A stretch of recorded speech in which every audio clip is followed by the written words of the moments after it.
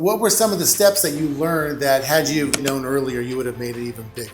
Sharpening your marketing skills. People see me now. Let's fast forward to today, Cody. I run all these businesses. That all came from house hustling because I had to outmaneuver all my little competitors in my market trying to figure out, take for instance, door knocking foreclosure. One of the biggest challenges is I would show up at a house and there was already 50 people there ahead of me. All of their flyers are stuck to this guy's door. So I would print these large oversized signs and I would take everybody else's shit down and I would tape mine to the door. And on the front of it, it says, please don't disturb, baby's sleeping. On the back, it said, I hope this gives you some peace. My name is Cody. I'm a foreclosure expert. I would love to talk with you. Here's my number. And it cut down the amount of door knocking that happened on these people's homes. But you were the kind of guy, you knew you had 2 ears and 1 mouth, bro. That's where most people don't get it. You and I are very rare because when you get that fucking hungry where you want to make it and you'll do whatever it takes. And I think you're really going to enjoy the come up talk, the women talk, the everything. So Cody, thank you for being here and welcome to Sunny Isles, Florida. It's amazing you're here. I'm telling you right now, this spot that you're staying in is phenomenal. Thank you. Yeah. This is so inspirational. I love Scottsdale. I do too. There's been an article that just came out, more millionaires are moving to Scottsdale. It's a hot spot, right? Nothing compares to the energy you feel when you're in the Miami area. Yeah. And then when I walked out on your balcony and I saw the ocean, you're just if I wake up to that every day, all I want to do is run through a wall and make $1 bajillion. So it's very inspirational. It's an amazing, because you and I know how the energy from the desert feels. Yeah, it's the different. desert doves. It's different, yeah. It's amazing. But I actually love that feeling. The desert doves in the morning, the noise. Mm-hmm. But there's something about the ocean. Yeah, it's different. It takes it to a different level. Well, Cody, we're going to dig right in here. And again, thank you for being here. So is it true you started your career, you were in the Navy? Yeah, I did 4 years in the Navy. Grateful that I went in, to be honest with you. Yeah, I was, like a lot of kids that grow up with, I don't like it when people over embellish their come up story. Sure. Oh, I was so poor and I had no running water and I had shit in a hole. It's it's not not that dramatic, but we didn't have money. I didn't even know we didn't have money. I was just a kid in Mesa, Arizona that my grandparents slept in one room and I slept in the other, and my parents. You were raised by your grandparents? No, my parents were there, but we took care of my grandparents because they were really poor. We were doing great compared to them. But anyway, both my parents worked, so I had not a lot of supervision. So I was running all around. A lot of my friends didn't have supervision, and so we were just little knuckleheads. Got into all kinds of stuff. Eventually, when I got a little older, I started doing drugs, selling drugs, just really low-level stuff. How did you go from? Did you have a lot of love in your family? Yeah. It was I was just kind of a hustler at heart. I wanted a new bike. I went to my dad. I said, "Can I get a new bike?" He did what everybody who has a broken mindset about money says. "Oh, what am I made of money? What does money grow on trees?" All that shit. And I was kind of shut down. And my dad was like, "Yeah, I'm not getting you a bike." And so I was I had to make a choice. I either hustle and figure out how to get a bike or no bike. And, at first I was selling candy and that was great. I did really well slinging candy. And then eventually I started smoking weed and I'm like, fuck, I can sell this weed. Let's, I went to the guy who sold me a couple joints and his name was Javier or something like that. Yeah. And he said, yeah, I'll give you some, front you some, and go sell it and come back and get more. And so next thing you know, I'm selling drugs. Where'd the hustle come from? Just a lack of resources, honestly. Thank God. Because I started doing more and more drugs, and before I had a car, I was skateboarding all around with a backpack full of weed, ecstasy, shrooms, all this dumb shit. And I was like, this is a lot of work to get around to everybody. And my friend worked at Burger King, and he's like, and I was selling weed to the manager at Burger King, and I go visit my friend. And he was like, why don't you just get a job here and work the drive-thru, and your customers can come through the drive-thru and put in a special order with the Whopper or whatever and some code, and you could slang out the thing. And the manager was like, dude, this is great. My plug is here. Wow. So next thing you know, I'm selling weed out of the Burger King drive-thru window. I did that for about 6 months. Thank God I never got caught. Wow. With any of this stuff. How old were you? I was like 15, you know, wow. 15, 16, you know, right around that age. And then I was finishing up high school and I didn't know what I wanted to do. I went to college for one day, community college, right after high school. And I made it like an hour and a half before I got back in my car and left and never came back. And my dad was like, you got to make a choice. You start a business, you go get a job, go to college. Something has to happen here, but you're not going to sit around and be a bum. Sure. And my dad was in the Navy. And so next thing you know, I'm talking to a recruiter and I kind of reluctantly signed up, and it was the best move I ever made. It pulled me out of that environment, put me through boot camp. First time, like I being a pothead, I didn't care about health. I was just, you know, eating and smoking and playing video games. Sure. Next thing you know, I'm working out, doing push-ups, pull-ups, running, starting to care about, they care about everything in the Navy, Sure. all the details. So Sure. it just taught me a lot about discipline. It taught me a lot about self-respect. I grew 6.5 inches. Really? Yeah, when I was 18, I'm a late bloomer. Next thing you know, all of a sudden I'm getting taller. Girls are starting to pay attention to me. I'm like, oh shit, I want to look better and feel better. And I just turned on, man. The Navy was the greatest experience of my life. I went to like 25 countries. Wow. Really learned how grateful I am to be in the United States through that experience, just seeing the world. I highly recommend to any young person, like, travel, man. You've done so much traveling. Sure. It's radically shifted your perspective on There's everything. no question about it. I've been in the best of the best and the worst of the worst. I've seen people in ditches dead, and I've been to places that billionaires can't get into. That's what I'm saying. And so but I knew the Navy wasn't my long-term plan because I hated my biggest driver being an out-of-control kid that was bullied and picked on a lot and had a very sharp mind and a very sharp tongue. I was always getting myself into trouble. And I couldn't back it up because I was weak, you know? And so coming out of the Navy, I knew I wanted to be in control of my life. I never wanted somebody else to control me. And in the Navy, they control you. Sure, you know? yeah. So I was like, okay, this isn't for me, but I want to take the best parts of the Navy, systems, self-respect, discipline, work ethic, all that stuff, and translate it into something. I just didn't know what that something was. And at the time, they were really paying heavy for the MGI Bill. There was a lot of government money coming through because of what was going on in Iraq. And so this is in 2003? No, 2. Yeah, 2002. And so, you know, 9/11 happened. There was all this chaos going on, and I'm just getting out. And so I was like, all right, I'll go to school, and I'll have the government pay for school, and I'll just try to figure out what I want to do. And I went back to my dad. My dad's like, you should get a degree in finance. I always wish I did that. And I'm like, I am the worst at math.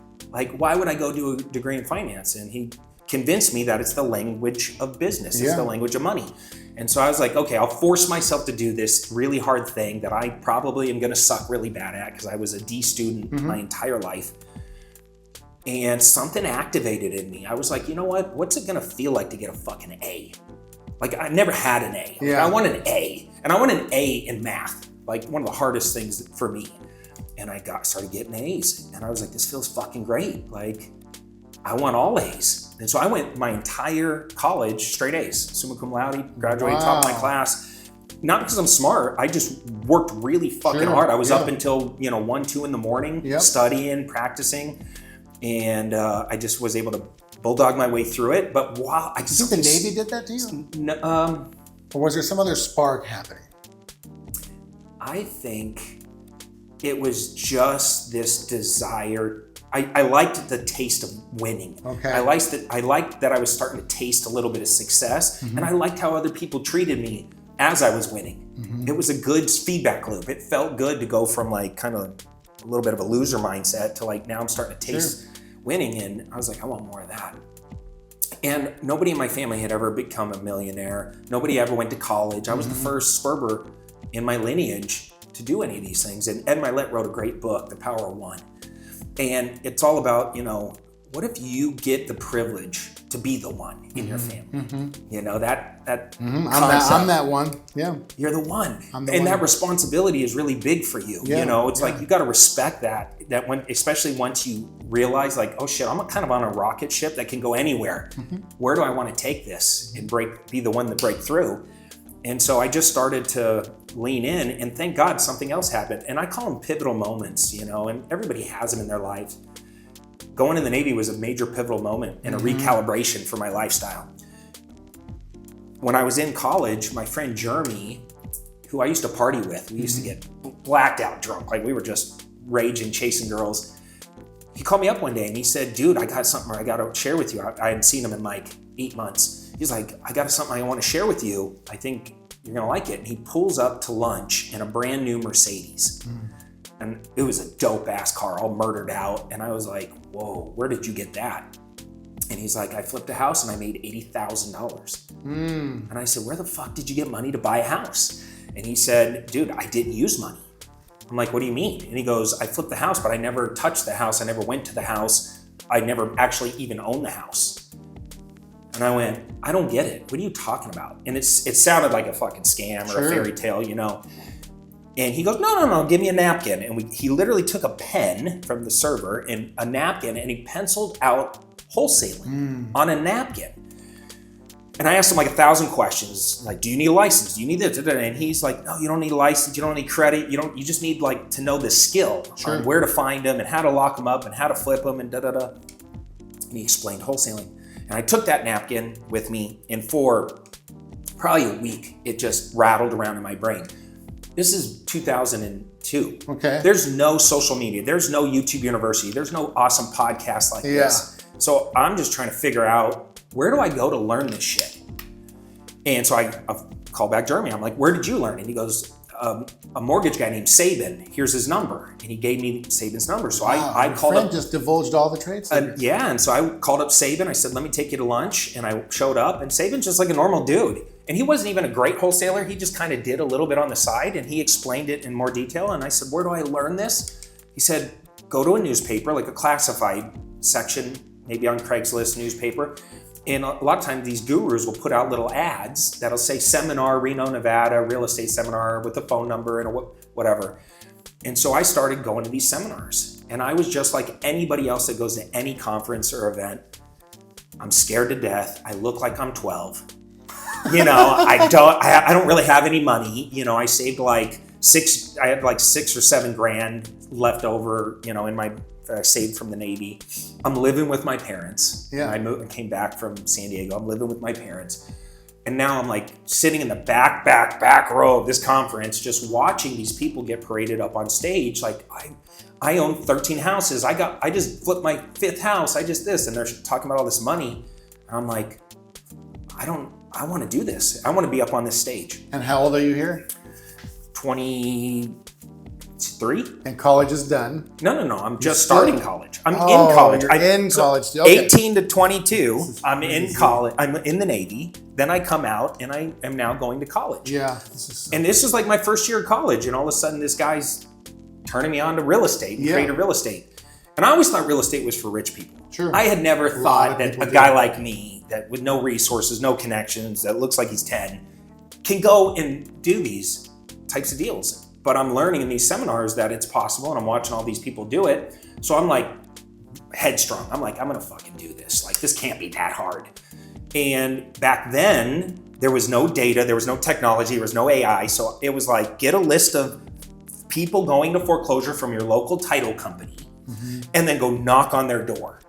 Wow. And I'm like, fuck, this scares the shit out of me. Yeah. This is like literally the worst thing in the world for a kid who's doesn't look his age.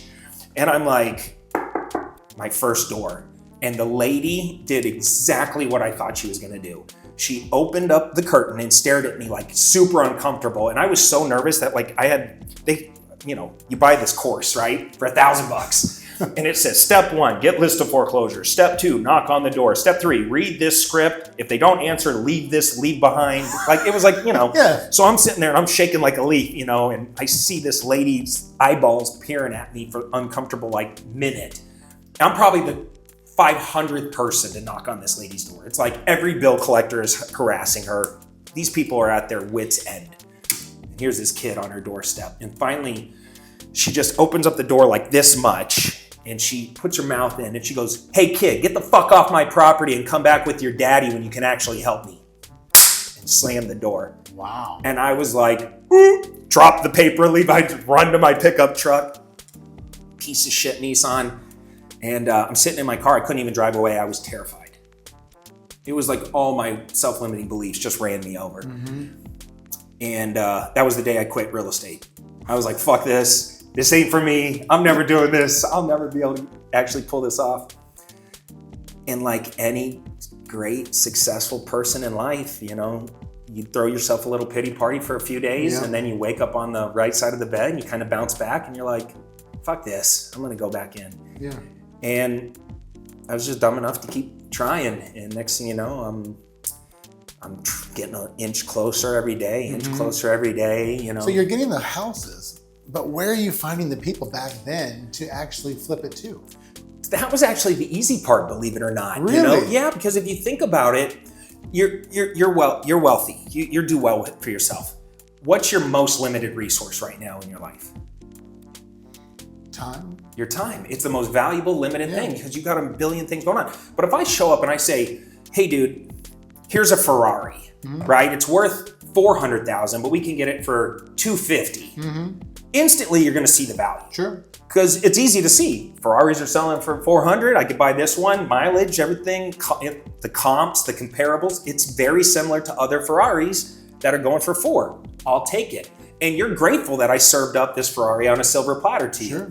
So selling a great deal is not hard. Selling a shitty deal, very difficult, right? But if you do your job right and you house hunt and you get it way below market value, it doesn't matter if the market's skyrocketing or going down, we're buying below the median. And when I say buying, that's a very loose term. My job as a real estate wholesaler, for any of you guys that are actually listening to this and never done this before, you're basically a marketer that is putting out marketing to find distressed sellers. Anybody who's looking to sell their house that's very motivated to sell. Now, why would somebody sell their house ever at a discount? They're losing it. They're losing their house. They lost their job. They inherited an unwanted property, fire damage, flood damage. The house is old. It doesn't qualify for financing.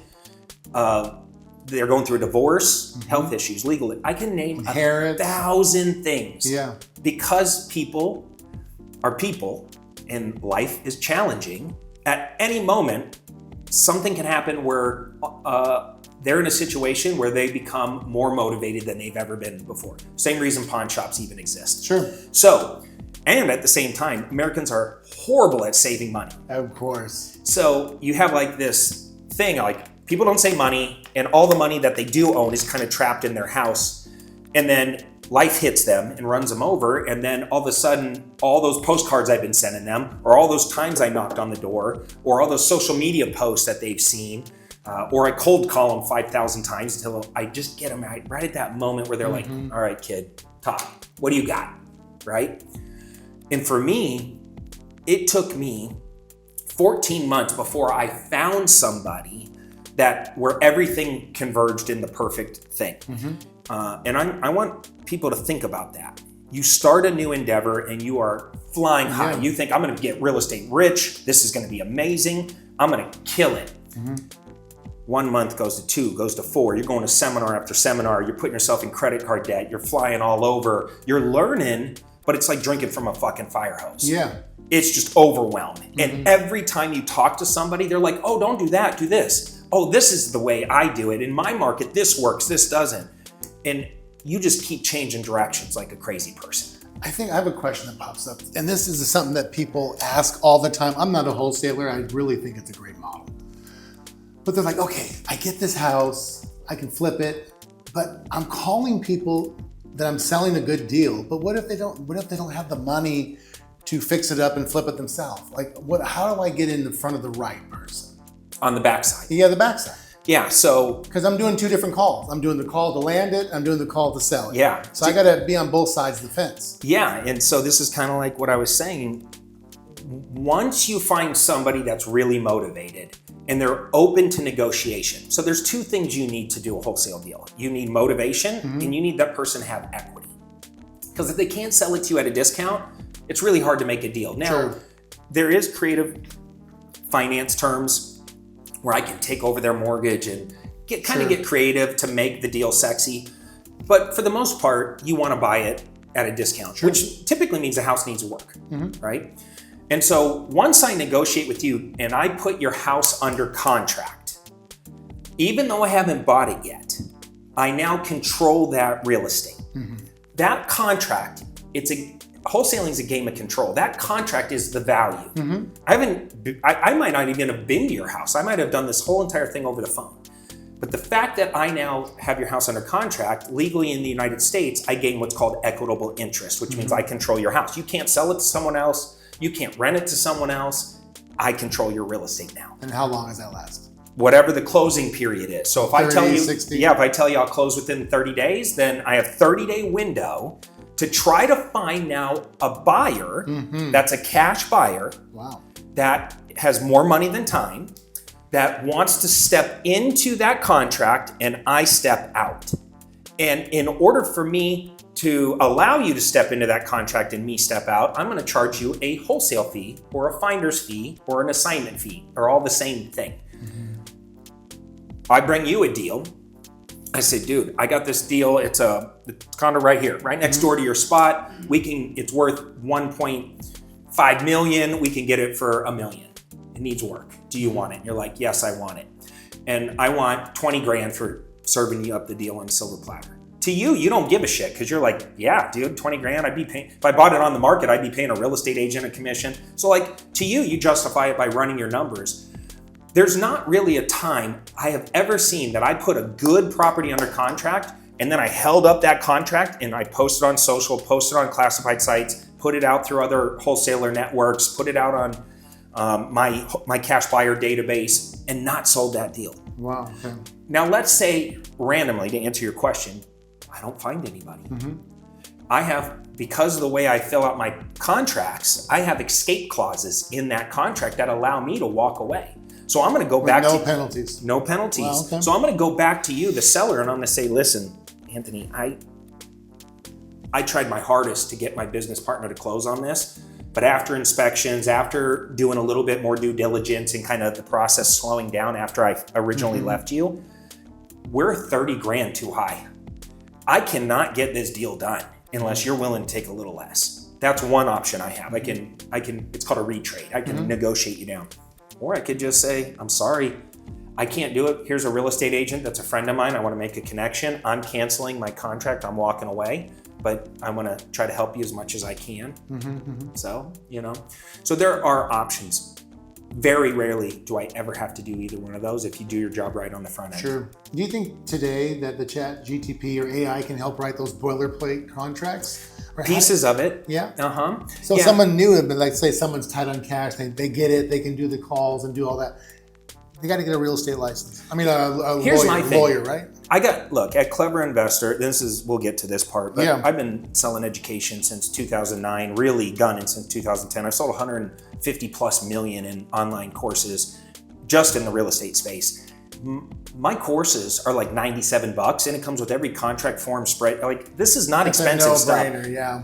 You can go to ChatGPT, or you can get my ones that my lawyers created that I've perfected over many, many years using them. I've done 2,000 wholesale transactions, well over 2,000. Wow. So it's like my special clauses and little things that over time, like, because I got fucked on deals or people were able to wiggle out of things, and I'm like, that's never happening again. I'm going to put something in there that prevents that.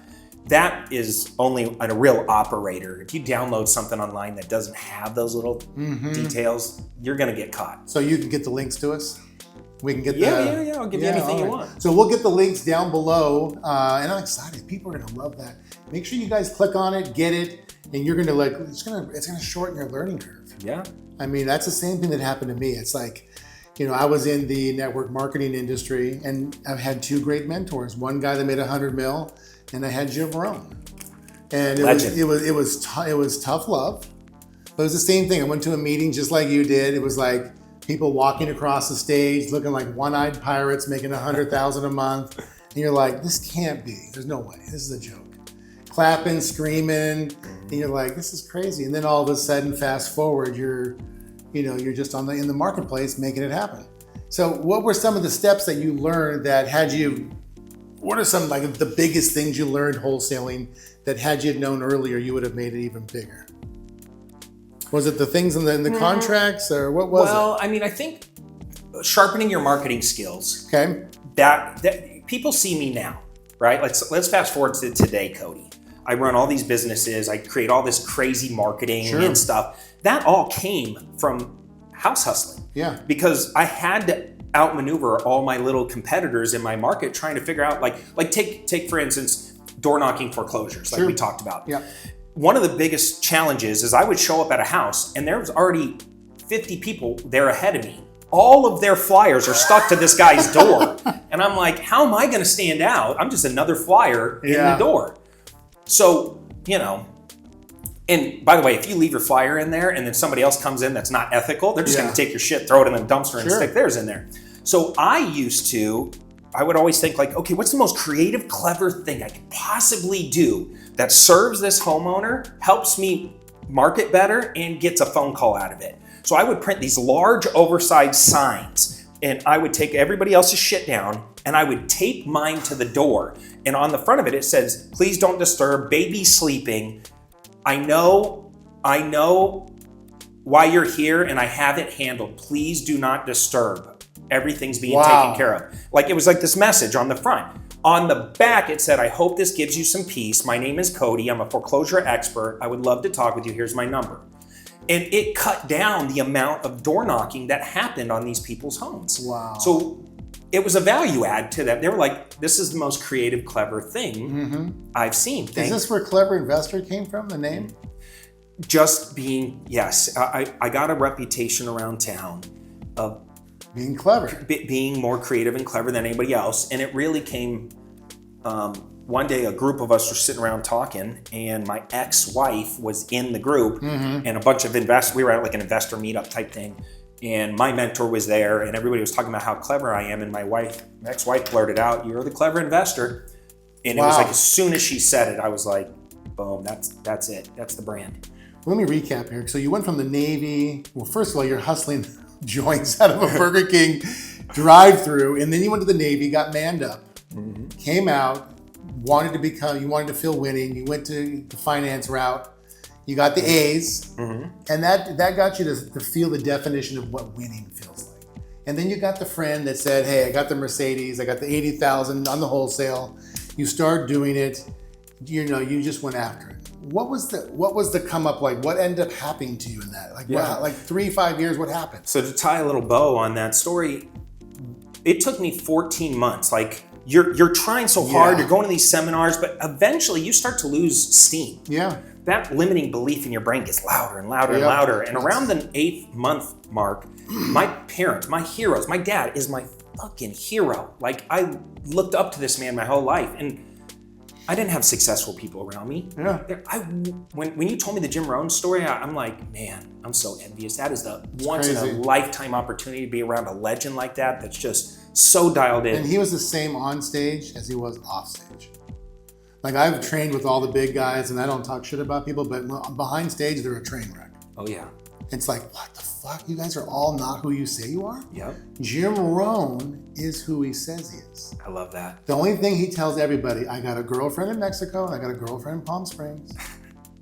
Everyone know about it. He was very forthright about it. I love my vineyard and drink my wine and smoke my cigar. Those are my problems. If you don't like them, I'm not your guy. Yeah. Good for him. Well, I wish I had more success around me. So I'm looking up at my dad and my parents are sitting me down. It's now been 8 months. My credit card bill's stacking up. I hadn't done a deal yet. I'm getting close, but I keep getting cut out and like little things keep falling through. And so my dad's like, you need to stay focused on college. Like you're getting good grades. You need to throw this real estate dream away. Like this isn't the thing. You're handling both? I'm doing both at the same time. Wow. And I'm like, Dad, you're wrong. Like I'm defiant. Like I'm like, you're wrong. Like I can do this. And he's like, well, you're not doing it. And at the time I was dating my ex-wife. We were just starting to date. And she's putting pressure on me. Yeah. And my friends are kind of making fun of me a little bit behind my back. And my voice in my head is getting louder. And I'm like, fuck, I'm running out of steam here. And on the 9th month, I had a deal, a fucking great deal. And I put the whole thing together, but I was a little naive still. I was still learning things. And I had a deal where there was a real estate agent involved, and he said, I'll take the deal. He was the buyer. I'll take this deal, but I want to be direct with your seller, and I'll just pay you on the side. And long story short, I wasn't making much money. I was going to make like $5 or $7 grand, but that was like $1 bajillion dollars to me. Sure. I was like, I'm finally on the finish line. And of course, he cut me out. And when I called to say, hey, deal closed, I did everything you said, like, how are you going to pay me? And he was like, I don't know what you're talking about. Wow. I'm not paying you. Like, I have a real estate license. I can't pay you under the table. That's illegal. And I was like, you piece of shit. I was so mad. And I actually was probably like my 6th time quitting. I was like, fuck this business. Fuck these people. I'm over it. I'm done. I'm just going to stay focused on school. That lasted like 2 months. For a friend of mine was like, give it one more shot, bro. Just give it one more shot. He was one of my best friends. Wow. And he just kept encouraging me and he was just relentless on me. And I went and got a job as a bookkeeper at this time because I just needed a job. Sure. And I was walking around ASU and there was like a bulletin board that said, bookkeeper wanted 34 grand a year. And I was like, I need 34 grand. I'm in 34 grand of debt. So next thing you know, I'm doing this bookkeeping thing and my friend Zach is like, just fuck this bookkeeping. Just do one, just go back. Took him about 2.5, 3 months before I finally was like, okay. And he was trying to get me to go to another seminar. And it was So what was his incentive for that? It's just a friend, man. Just being a good buddy? Yeah, he just saw my energy was lame. Like I was miserable. I was always complaining about the job. And he's like, look, there's this seminar in San Francisco put on by a guy named Jack Miller. Jack Miller is like a Jim Rohn type character, just an OG, old school guy. Yeah. And I had never heard of him at the time. And I was like, I had never been to San Francisco. Like, maybe this is just like a vacation. Like, okay, I'll go to one more. So I go to the seminar. I walked in. Every hair on my body stood up. I knew instantly this was different. Wow. And at that seminar, which had about 500 people in it, I was looking around the room and I bought courses off of that guy. And I bought courses off of that guy. And I bought courses off of that guy. And they're all taking notes from this guy. Who's this guy? Like, I wanted to know who he was. And at the lunch break, I was like really feeling this energy. I was like, man, this is my tribe. I can stick here. And at the lunch break, I met my first real estate mentor. His name was Lyle Wall. And he was just this old man.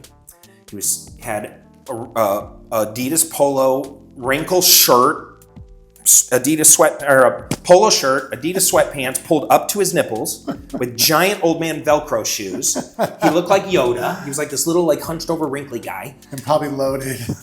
Unbelievably loaded. And he was just sitting there holding court at the bar. God. You know, he had been part of the Jack Miller crew for like 25 years, one of the insiders.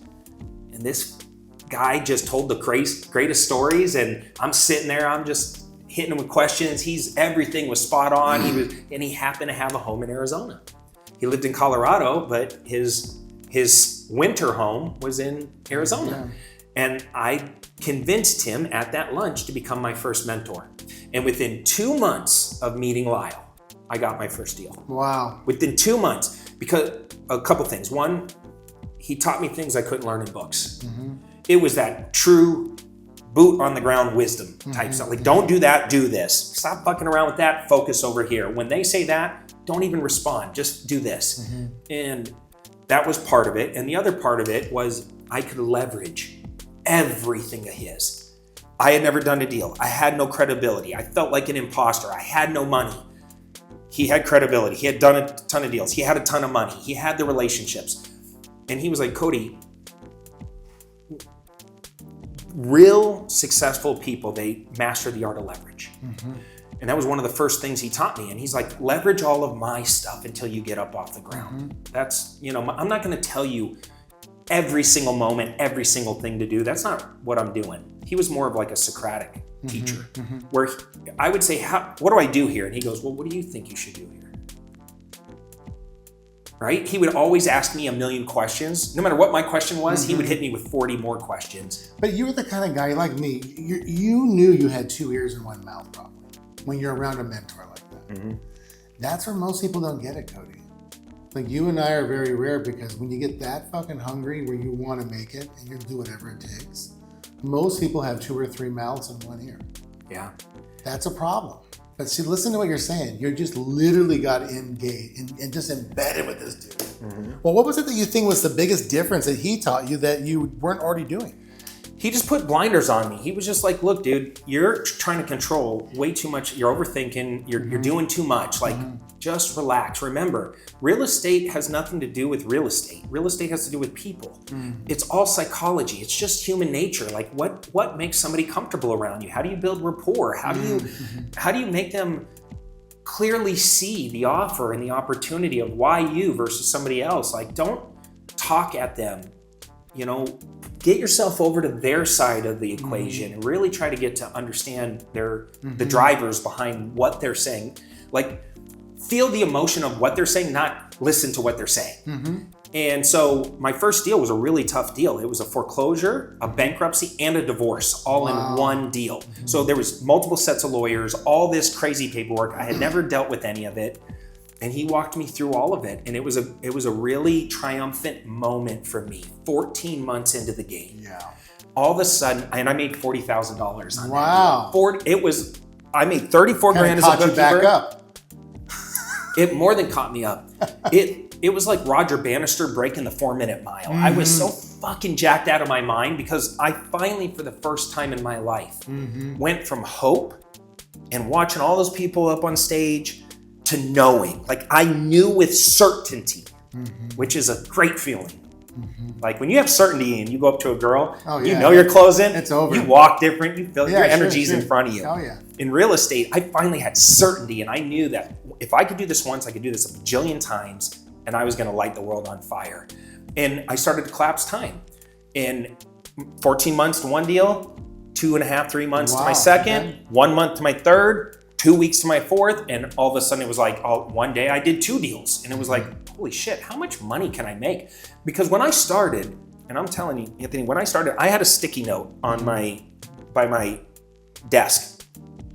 It said, my dream is to make $4,000 a month consistently wholesaling houses. Wow. I wasn't thinking about fucking Lambos and views. I'm thinking, if I can make $4 grand on autopilot wholesaling houses, I could just do this forever. Yeah. Like, that was the dream. Yep. And then you do it and you're like, can I make 10 grand a month? Can I make 20 grand a month? You said something earlier, like when I first made 100,000 a month. I think 100 grand a month is the moment where freedom starts. It is. My first freedom was 10,000 because no one ever made that in my family. And I'm like, when I put that 10,000 in the bank, I couldn't believe it. I thought I robbed a bank. It was a mind-blowing experience. And then the 100,000 a month, you earn it. You feel 100,000 a month. Oh, but you can, if that comes in every month like clockwork, you can buy almost anything you want. Oh yeah. You can fuck off the money. You can make a bunch of mistakes. It's coming back. Boop. Yeah. You know, this is why when people shit on like network marketing, I'm like, you're a dipshit, because these guys that are really good and skilled with a good company that actually has value. I did something most people never. I was the pioneer with leverage. What people would do belly-to-belly appointments, I was using videos and leads. So what someone took 20 years to do, I did in 6 months. I was like bringing a cannon to a BB gun fight. Yeah, yeah. It's just, we would bring in, I could get someone to $20,000 a month if they're willing to do the work in 6 months. It was which is crazy. Which is crazy. I mean, you can't guarantee that, but I'm just saying, like, I had the duplication, the system, the leads, everything. It was like running an offer, but with a leveraged network marketing company. It was a no-brainer. Yeah, and you hit the right timing too. Yeah, nobody else was really doing that kind of thing. Everyone. When I did my time was like 95 till 15. The whole industry piled on top of me, tried to take me out, sued me. My own company sued me, written me up with compliance that I wasn't doing anything wrong. I was not doing what they did. Yeah, I was just a complete pioneer, and they tried to take me out. And I spent $1 million a year to stay in business with my own company, even though I was number one. Wow. And one guy one day was leaving, the senior executive vice president, and he handed me an iPad and he said, I want to hand this to you because I was the guy that was writing you up in compliance and I was forced to do it.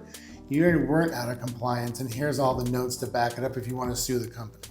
No way. So I have the iPad still. There you go. I just, I like to, Jim Rohn always said, focus on what you can control. Focus on moving forward. Who cares? I left when Bill Ackman shorted the company for $1 billion. Yeah. And he spent $100 million putting bad press out there and everybody. I remember calling my lawyer. I go, dude, the guy wrote a bad article about it. What should we do? My lawyer goes, make a decision. Just move on. And I said, well, why doesn't he just offer me $10 million and I'll sign an NDA and I'll show him where all the dead bodies are? Because it wasn't me. Yeah, it was the corporate officers that were doing it. I knew what they were doing. Wow. That's why I left. I left as number one. I was all over Bloomberg. I was like, people were dumpster diving on me. I'm like, what the fuck is going on here?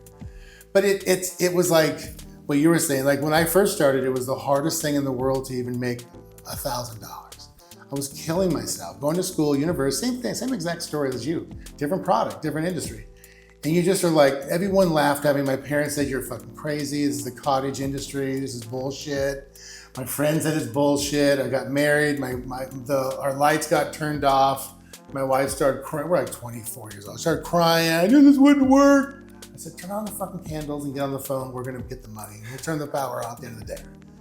Yep. That's the stuff you got to go through, Yeah. It's like, people don't get it. They see all the fun stuff, but when you're broke, and you may have experienced this, I'm sure you did, but when you come from things when you didn't have anything but love growing up, like I didn't get to go on vacations, or kids would say, oh, we went to Hawaii for spring break. We didn't go do that. We went to the park.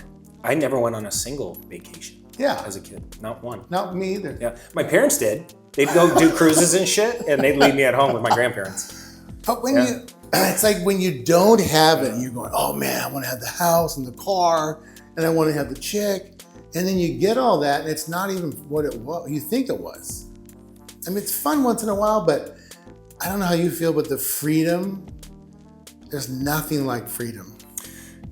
Well, I mean, I think people go through phases. You do. You go through phases. When you come from nothing, having nice shit is awesome. It is. And so everybody's gonna, go through the collecting of things phase. Yeah. And you kind of assign value to the cars and the and the freedom to be able to go on vacations and buy clothes and watches and shit. Yeah. That fades very fast. Once you have it, you realize it doesn't really matter anymore. And then you kind of go into okay, I'm gonna go experience the world phase. And then you start traveling and all that stuff. And like you said, you get to so many places, you're like, how many times can I come to Monaco, and do this? I'm in a phase now, which is probably my favorite phase, which is the collecting of humans. I'm like in this really great place where it's like, it's not what you have, it's not even where you go, it's who you get to experience all of it with. To me, that's like the pinnacle of like joy. Like I get all of my stuff about being able to take my friends and do awesome things together. One of the coolest things anybody ever did with me, and it set the tone, my friend Joel Marion, he sold his business for a couple $100 million. And one day I get this call, and we were doing some business stuff together. And one day I get this call on a Monday, and he said, what are you doing? And I said, it's fucking Monday, I'm working. What do you mean, what am I doing? I'm not you, dude. I don't have hundreds of millions of dollars to just chill. And he said, well, pack your shit. I'm sending a private jet for you. And I said, what? And he goes, pack your shit, go to the Scottsdale airport, the jet will be on the runway, get the fuck on it, and you're going to Cabo. I'm like, okay. And he goes, I sent out like 12 jets to go pick up my favorite humans. And I rented a big baller house on some cliff in Cabo, and I'm bringing everybody to me. I'm already here.